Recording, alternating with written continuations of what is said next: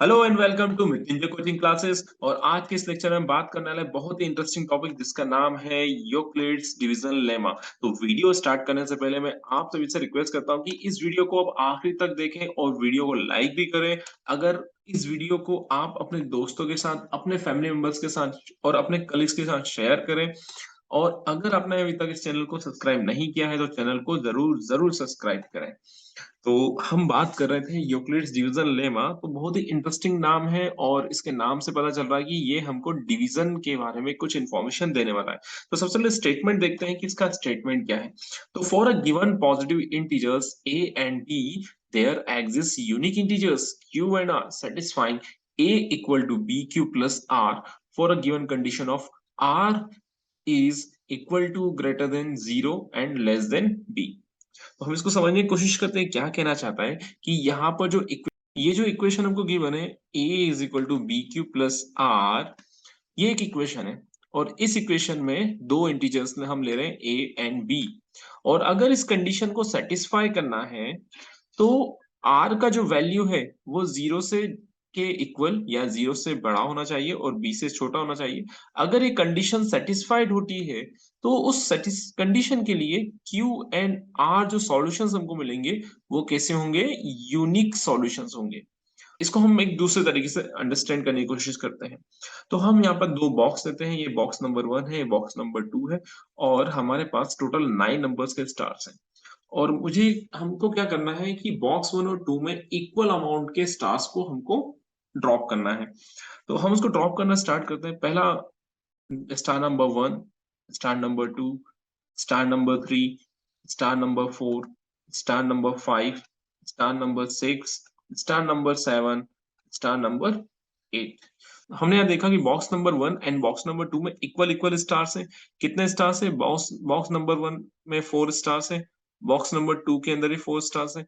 Total number of stars कितने थे? 9 थे। तो एक स्टार क्या हुआ हमारे यहाँ पर रिमेनिंग हो गया। तो इसको हम डिवीजन मेथड से सॉल्व करते हैं। टोटल कितने नंबर ऑफ स्टार्स थे? 9 स्टार्स थे। और कितने नंबर ऑफ बॉक्स है हमारे पास? दो, 2 नंबर्स ऑफ बॉक्स है। तो 2 4s आर 8, कितना बचा? 1। ठीक है। तो ये क्या है हमारे पास? 9। 9 क्या है? 9 is known as a dividend। 9 is known as a dividend। हम यहाँ लिख देते हैं ये क्या है? डिविडेंड है। 2 हमारे पास क्या है? 2 हमारे पास है, इसको बोलते हैं डिवीजर। फिर ये हमारे पास है 4। 4 क्या कहलाएगा? 4 कहलाएगा कोशेंट। एंड 1 लास्ट में बचा है, ये 1 क्या कहलाएगा? 1 कहलाएगा रिमाइंडर। 1 कहलाएगा रिमाइंडर। ये वैल्यूज देखकर अब आपको समझ में आ गया होगा कि a equal to B Q plus R, ये जो इक्वेशन है ये इक्वेशन क्या रिप्रेजेंट कर रहा है। तो जो लेंथी डिविजन्स होते हैं उन डिविजन्स को सिंपल बनाने के लिए यूक्लिड्स डिवीजन लेमा का यूज किया जाता है। तो हम क्या कर सकते हैं, जिसे हम छोटा सा एग्जांपल लिया था कि 9 को हमको डिवाइड करना है, 9 जो स्टार्स थे उनको हमको 2 बॉक्स में इक्वली हमको डिवाइड करना था। तो किस तरीके से करेंगे? सबसे पहले हमको लिखना है डिविडेंड। डिविडेंड का वैल्यू मतलब dividend means a which is equal to then divisor multiplied by quotient plus remainder। और रिमाइंडर की कंडीशन क्या है? The value of reminder equal is greater than equal to 0 and is less than the remainder। ये condition satisfied होना चाहिए, this is the condition. और इस condition के लिए जो क्यू एंड आर की वैल्यूज आएंगी, इस कंडीशन के लिए जो क्यू एंड आर की वैल्यूज आएंगी वो कैसी होंगी? यूनिक होंगी। वो कैसे सॉल्यूशंस होंगे? यूनिक सॉल्यूशंस होंगे। तो यहाँ से ऑब्जेक्टिव क्वेश्चन बन सकता है कि for a given value for a unique solution Q and R के लिए क्या कंडीशन है, तो ये कंडीशन आपको याद होना चाहिए। This is the condition for the unique solutions. Star वाला केस को हम लिखते हैं इक्वेशन के फॉर्म में, जैसे 9 a is equal to 9, b is equal to 2 multiplied by 4 plus reminder कितना था, 1 था। तो यहाँ पर रिमाइंडर का वैल्यू कितना है, 1। रिमाइंडर का वैल्यू है 1, और रिमाइंडर का वैल्यू किससे है, 0 से ग्रेटर देन है। और क्वोशिएंट का वैल्यू कितना है, क्वोशिएंट का वैल्यू है 2।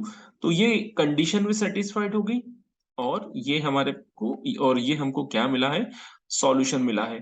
तो 4 एंड 1 क्या है, यूनिक इंटीजर्स हैं, जो क्यू एंड आर को क्या कर रहे हैं, रिप्रेजेंट कर रहे हैं।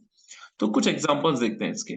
पहला जो एग्जांपल्स है कि हमको दो नंबर्स दिए हैं, तो जो ग्रेटर नंबर है उस ग्रेटर नंबर को हमने क्या बोला है, वो है 17, और स्मॉलर जो नंबर है उसको हमने क्या बोला है, वो क्या है, 5। तो a is equal to 17 and b is equal to 5। अब डिवाइड करते हैं, डिवीजन लेमा अप्लाई करते हैं। डिवीजन लेमा क्या कहता है कि a is equal to b q plus r, and the condition क्या है कि r की वैल्यू 0 से ज्यादा या 0 के इक्वल होना चाहिए, और डिवीजर से कम होना चाहिए। तो a कितना है यहाँ पर, 17 है, विच इज इक्वल टू 5। 5 में हमने 3 का मल्टीप्लाई किया, 15। 15 में हमने 2 ऐड किए, तो क्या हो गया, 17। तो हम यहाँ पे कंडीशन लिखेंगे, रिमाइंडर कितना है, 2 is the reminder, 2 is the reminder, और ये रिमाइंडर का वैल्यू ग्रेट है ना, इस कंडीशन को सेटिस्फाई कर रहा है। और b का वैल्यू कितना है, b का वैल्यू यहाँ पर है 5।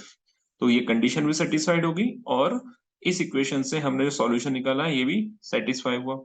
इसको हम डिवाइड करके देखते हैं, तो डिवीजन में कैसे दिखेगा, 17 इज डिवाइडेड बाय 5, तो 5 3 आर 15, कितना बचा, 2 रिमाइंडर बचा। ये दोनों सॉल्यूशंस के हमारे इक्वल है।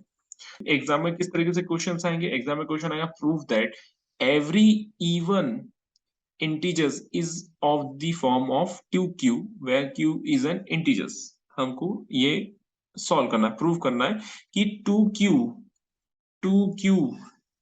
जो वैल्यू है, 2q जो हमको क्वेश्चन गिवन है, फॉर q के इंटीजर्स के लिए जो नंबर्स आएगा, ये नंबर्स क्या होगा, इवन नंबर्स होगा। तो डिवीजन लेमा हम अप्लाई करते हैं। डिवीजन लेमा क्या कहता है कि a is equal to b q plus r, और r के लिए कंडीशन क्या है कि r की वैल्यू b से कम होना चाहिए, और 0 के बराबर या इक्वल होना चाहिए। तो ये हमारा क्या है, इक्वेशन नंबर 1 है, this is the equation number 1।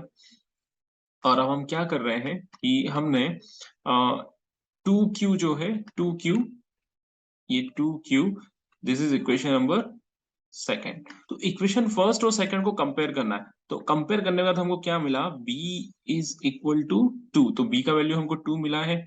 ठीक है, तो इस b की 2 वैल्यू के लिए हम r की वैल्यू आइडेंटिफाई कर सकते हैं। तो r की वैल्यू क्या होगी, r इज इक्वल टू 0 से स्टार्ट करते हैं, r इज इक्वल टू 1।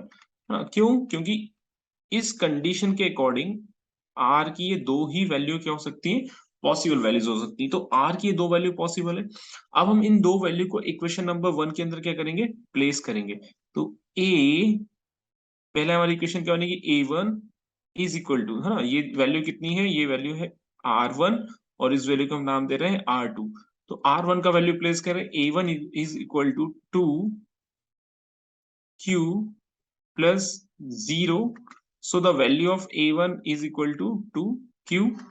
और दूसरा जो वैल्यू है, एक सॉल्यूशन हमारे पास ये आया है, इसको हम नाम दे रहे हैं इक्वेशन नंबर 3।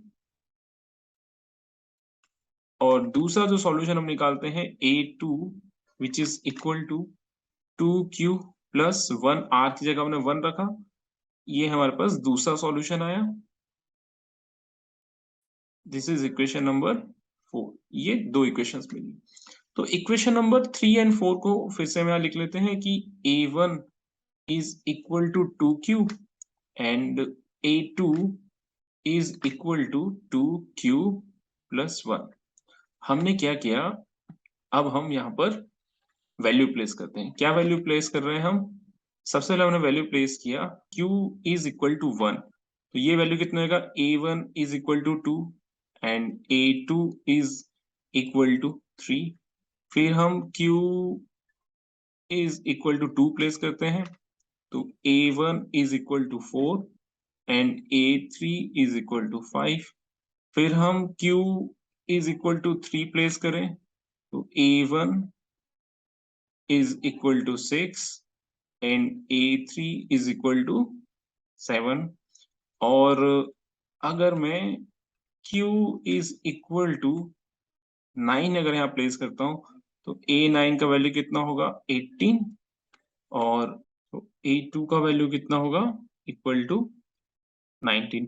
तो हम यहाँ पर एनालिसिस कर सकते हैं कि जब हम जो टू क्यू के अंदर वैल्यू प्लेस करते हैं क्यू का तो सारे नंबर्स कैसे मिल रहे हैं हमको इवन नंबर्स मिले हैं। तो हमने प्रूफ किया है कि जो टू क्यू का वैल्यू है for a given value of Q वो सभी क्या बन रहे हैं इवन इंटीजर्स फॉर्म कर रहे हैं। इस क्वेश्चन को दूसरे तरीके से पूछा जा सकता था कि क्यू की जगह यहाँ पे लिखा होता 2q+1। तो ये 2q+1 होता तो हम क्या प्रूव कर सकते हैं कि जो भी q के लिए जो गिवन इंटीजर्स वैल्यू है उसके लिए हमको क्या सीरीज मिलेगी ऑड नंबर्स मिलेंगे। नेक्स्ट है यूक्लिड्स डिवीजन एल्गोरिथम। तो ये एल्गोरिथम अभी हमने लेमा हमने देखा कि डिवीजन के लिए हम यूज कर सकते हैं और इस डिवीजन का ही हम यूज कर रहे हैं हाईएस्ट कॉमन फैक्टर आइडेंटिफाई करने के लिए जिसको क्या बोलते हैं HCF बोलते हैं। तो HCF बोलते हैं और ये हम दो गिवन पॉजिटिव इंटीजर्स के लिए क्या कर सकते हैं अप्लाई करते हैं। तो दो नंबर्स अगर हमको गिवन है और उनका हाईएस्ट कॉमन फैक्टर निकालना तो यूक्लिड डिवीजन के थ्रू हम इजीली आइडेंटिफाई कर सकते हैं। तो क्या मेथड्स होती है तो पहली स्टेप है इसके अंदर apply Euclid's division lemma to A and B. So we find whole numbers Q and R such that A equal to BQ plus R। तो ये तो हमको पता है ये स्टेप हमने सीखा है स्टेप नंबर 1। अभी हमने सीखा step number 2। If R equal to 0 so B is the HCF। जब रिमाइंडर का वैल्यू 0 हो जाएगा तो B की जो वैल्यू डिवीजर जो होगा वो क्या कहलाएगा HCF कहलाएगा ऑफ A एंड B। अगर R इक्वल टू 0 नहीं आता है तो हमको फिर से स्टेप नंबर 1 को रिपीट करना है। अब कैसे रिपीट करना है वो B और R की हेल्प से रिपीट करना है। मतलब जो B होगा वो डिविडेंड होगा और R जो होगा वो डिवाइजर होगा।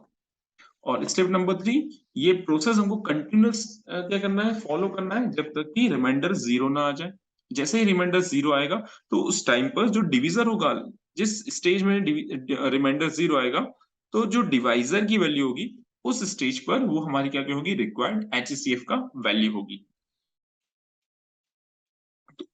तो इसको हम एग्जांपल के थ्रू देखते हैं।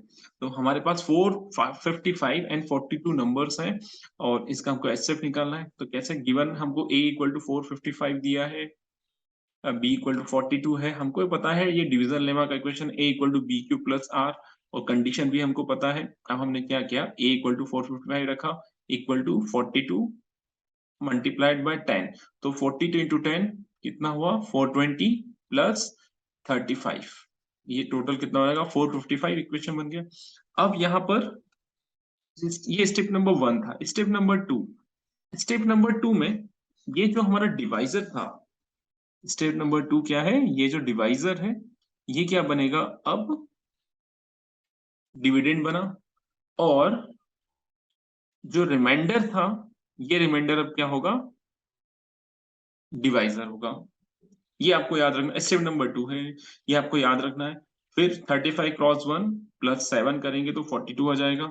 अगेन 35 क्या होगा हमारा 35 क्या होगा यहाँ पर 35 क्या डिविडेंड बना और जो 7 है वो क्या बना डिवाइजर बना यहाँ पर 0 आ गया। तो सो जिस स्टेज पे रिमाइंडर 0 आता है वो उस स्टेज पर जो डिवाइजर होता है वो हमारा क्या कहलाता है HCF कहलाता है।